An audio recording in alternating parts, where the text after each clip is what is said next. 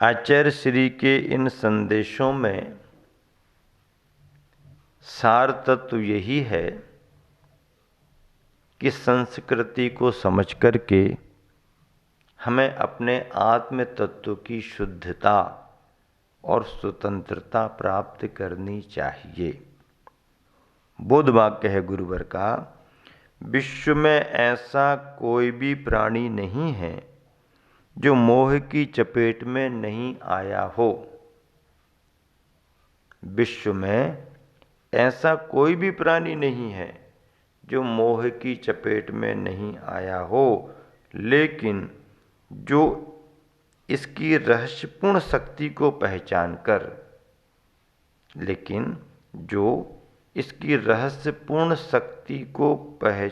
कर उस पर प्रहार करता है, शक्ति को पहचान कर उस पर प्रहार करता है, वही संसार से पार हो जाता है। वही संसार से पार हो जाता है। हाँ, इसकी शक्ति को पहचानने की जरूरत है। शक्ति को यदि नहीं पहचान पाए तो मोह बहुत भारी है, और शक्ति को पहचान लिया और ज्ञान के बल से यदि उस पर प्रहार किया तो मोह का संस्कार टूटता है। मुनिवन मुनिपन में निरत हो मुनि यति बिन स्वार्थ। गुरुवन ने दोहा लिखा है, मुनिवन मुनिपन में निरत हो मुनि यति बिन स्वार्थ। मुनि व्रत का उपदेश दे हमको किया कृतार्थ। मुनि व्रत का उपदेश दे हमको किया कृतार्थ। 24 तीर्थंकर भगवंतों की स्तुति लिखी है गुरुवन ने, उसमें ये दोहा मुनि सुब्रतनाथ भगवान की स्तुति में लिखा गया है। अगला बोध वाक्य है, पथ एक ही है, मार्ग एक ही है, जो सामने चलता है वह मुक्ति का पथ चाहता है। जो सामने चलता है वह मुक्ति का पथ चाहता है, और जो रिवर्स में यानी उल्टे क्रम में जो रिवर्स में चलता है वह संसार का पथ चाहता है। जो रिवर्स में चलता है वह संसार का पथ चाहता है, जो सामने चलता है वह मुक्ति का पथ चाहता है। सामने सामने चलते चलो मुक्ति मंजिल मिलेगी, और लौट लौट करके पीछे पीछे पीछे पीछे जाओगे तो संसार का रास्ता है। आज जो यदवा तदवा व्यापार कर रहा है, घूसखोरी करके जो बड़ा बनने का प्रयास कर रहा है, वह सन्मार्ग से पतित हो रहा है। देखो कितनी बड़ी व्यवहारिक बात आचार्य श्री बता रहे कि आज जो यदवा तदवा व्यापार कर रहा है, मनमाना व्यापार, घूसखोरी करके जो बड़ा बनने का प्रयास कर रहा है, वह सन्मार्ग से पतित हो रहा है। क्योंकि हर कार्य के अपने नियम हैं, मर्यादाएं हैं, उसी के अनुसार कार्य करना पड़ता है। व्यापार कर रहे हैं इसका मतलब ये थोड़ी कि यदा तदवा कैसा भी करो, लेन देन में मिलावट घूसखोरी करो, ये धर्म के मार्ग नहीं, और आजीविका में सम्यक आजीविका भी नहीं। इसीलिए एक तरह से वह अपने सन्मार्ग से पतित हो रहा है। अगला बोध वाक्य है, जब तक भीतर आत्मा के परिणाम उज्ज्वल नहीं रहेंगे, जब तक भीतर आत्मा के परिणाम उज्ज्वल नहीं रहेंगे, हमारा आचार विचार उज्ज्वल नहीं होगा। हमारे परिणाम जब तक उज्ज्वल नहीं रहेंगे, हमारा आचार विचार जब तक उज्ज्वल नहीं होगा, तब तक हमारा संबंध महावीर भगवान के साथ, आचार्य कुंद कुंद स्वामी, आचार्य समंत भद्र आदि के साथ नहीं रहेगा। आचार विचार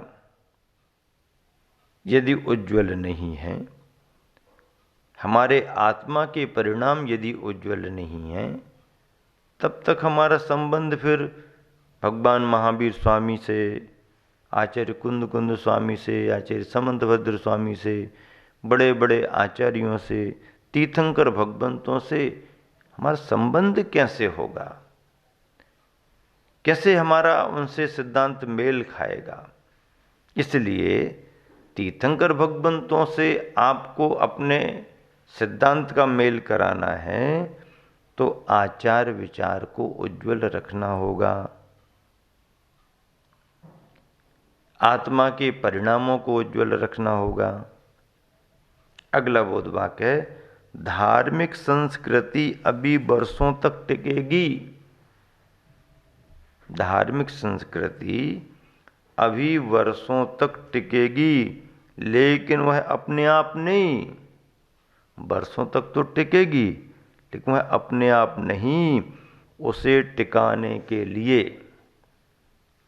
क्या? उसे टिकाने के लिए, स्थायी रूप प्रदान करने के लिए, उसे टिकाने के लिए, स्थायी रूप प्रदान करने के लिए चारित्रनिष्ठ न्याय का पक्ष लेने वाले, चारित्रनिष्ठ न्याय का पक्ष लेने वाले विभीषण, हनुमान जैसे महान पुरुषों की जरूरत है। विभीषण और हनुमान जैसे महान पुरुषों की जरूरत है, न्याय का पक्ष लेने वाले, चारित्रनिष्ठ। अब विभीषण और हनुमान ने क्या न्याय का पक्ष लिया? न्याय का पक्ष तो यही है उनका कि उन्होंने जहां उन्हें सच्चाई दिखी उस तरफ साथ दिया। विभीषण को इसीलिए अच्छा माना जाता है कि उसने अपने भाई का साथ नहीं छोड़ा। भाई का साथ वो छोड़ना भी नहीं चाहता था, लेकिन भाई को भाई के रूप में देखना चाहता था। अब ये तो रावण का ही रहा कि उसने अपने भाई को नहीं समझा, और भाई ने जो समझाया वो रावण की समझ में नहीं आया। अंततः यह तय करते हुए कि यह सच्चाई को स्वीकार करने वाले नहीं, फिर जहाँ सच्चाई हो वहाँ धर्म का आश्रय लेकर के रहना चाहिए। ये विभीषण की न्याय प्रियता रही, न्याय का पक्ष रहा। हनुमान के लिए क्यों याद किया गुरुवन ने? हनुमान ने भी अनेक अवसरों पर न्याय का साथ दिया। हनुमान रामचंद्र जी के परिचय के पहले रावण के पक्षधर थे, और रावण की ओर से उन्होंने पहले युद्ध भी किए रावण के पक्षधर बन करके। लेकिन राम के संदर्भ में जब सही जानकारियां हुई तो हनुमान ने राम का पक्ष स्वीकार किया। और तो और कथानक में यहाँ तक भी कहा जाता है कि जब लव कुश और राम लक्ष्मण का युद्ध शुरू हुआ तो लक्ष्मण और राम लक्ष्मण और लव कुश के युद्ध में हनुमान जी ने लव कुश का पक्ष ले लिया। कुछ उन्हें अंदाज लग गया था, कुछ उन्हें आभास हो गया था। उस रहस्य को वो प्रकट नहीं करना चाहते थे, और हनुमान जी बाल कुमारों के रूप में लव कुश का संरक्षण देना चाहते थे।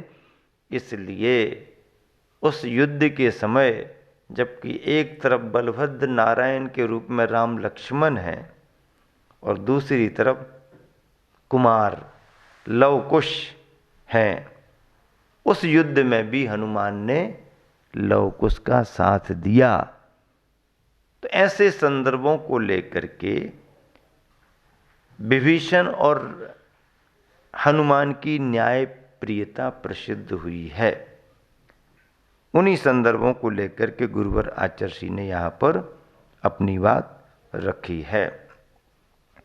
दया प्रधान कृषि कर्म का रूप विकृत हो जाता जा रहा है। दया प्रधान कृषि कर्म का रूप विकृत होता जा रहा है। आज अंडों की खेती, किसकी खेती? अंडों की खेती, मछलियों की खेती आरंभ हो रही है। इसे भी कृषि का दर्जा दिया जा रहा है। पोल्ट्री फार्म, केंचुए बनाओ, मछलियां पालो, fish farming, bird farming. Farming खेती है क्या? पोल्ट्री फार्म, अंडे उगा रहे हैं। नहीं, ये खेती नहीं है। इसे भी कृषि का दर्जा दिया जा रहा है। कहाँ गई वह आदिनाथ, महावीर और राम की संस्कृति? यह सब आधुनिकता का प्रभाव है। यह सब आधुनिकता का प्रभाव है। एक समय जब ऐसी चर्चा आई तो मैंने भी इसी संदर्भ को लिया। एग्रीकल्चर का दर्जा दिया जा रहा है। एग्रीकल्चर क्या? एग्रीकल्चर, खेती में सबको सम्मिलित कर लो, जीवों को भी उगाओ, खेती मानी जाएगी। अरे जीवों को उगाना खेती होती क्या? जीवों को उगाना खेती नहीं है, अनाज को उगाना खेती है। फल सब्जियों को तैयार करना खेती है। फलों को, सब्जियों को तैयार करना खेती हो सकती है। अनाज को उगा करके फसल प्राप्त करना खेती हो सकती है। इसको तो एग्रीकल्चर कह सकते हैं। लेकिन मछलियाँ, मुर्गियाँ, अंडे, केंचुए, ये वो, इसको एग्रीकल्चर कहेंगे क्या? मछलियाँ बोई जाती हैं ज़मीन में क्या? फसल में लटकती हैं क्या? अंडे ज़मीन में बोए जाते क्या? पेड़ पौधों में आते हैं क्या? फिर भी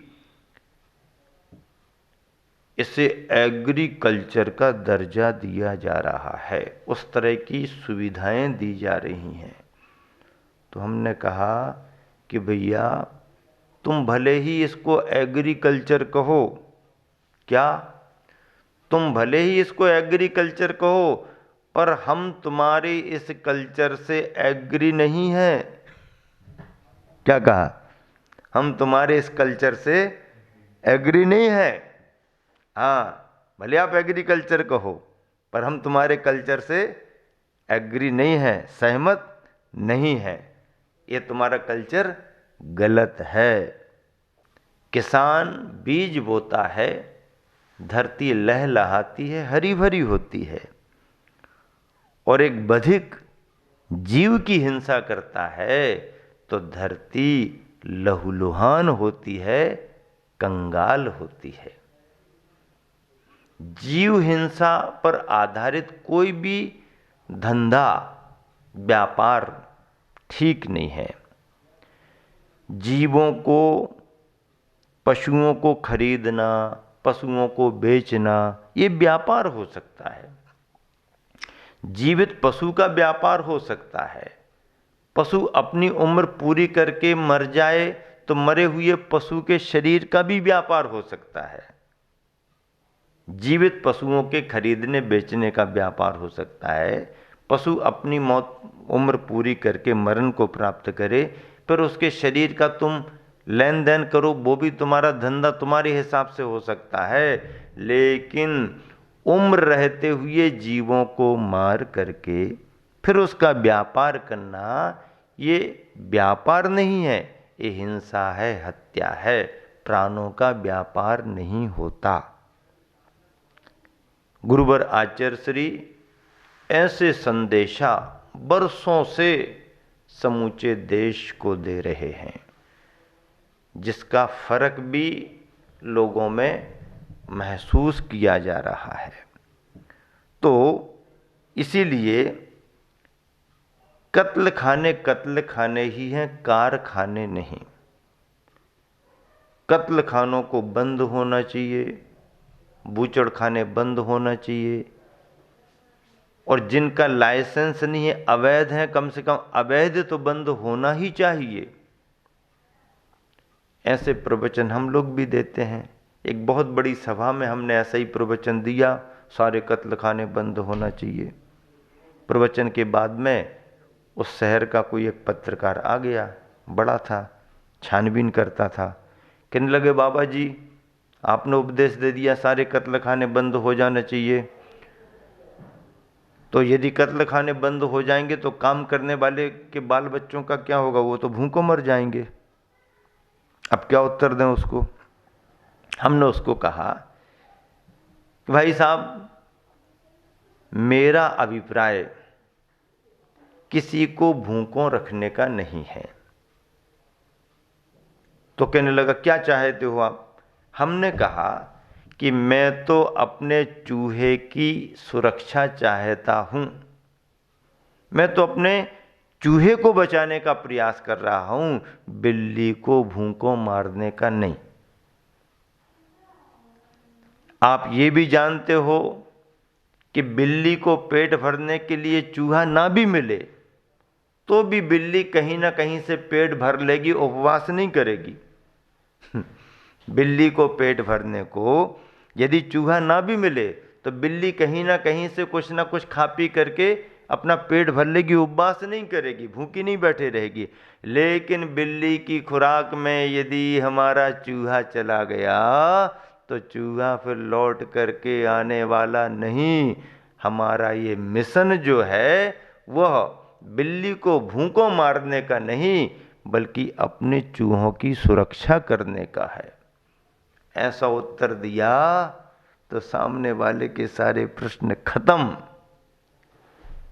तर्क सहित उत्तर दिया। अहिंसा का उद्देश्य है हमारा किसी को परेशान करने का उद्देश्य नहीं है। और अहिंसा की बात तो जहां भी आती है, जीव दया की बात, वही श्रेष्ठ मानी जाती है। यह भारत है, भारतीय संस्कृति है, जहां पर हमेशा मारने वाले से बचाने वाला बड़ा होता है। महावीर भगवान।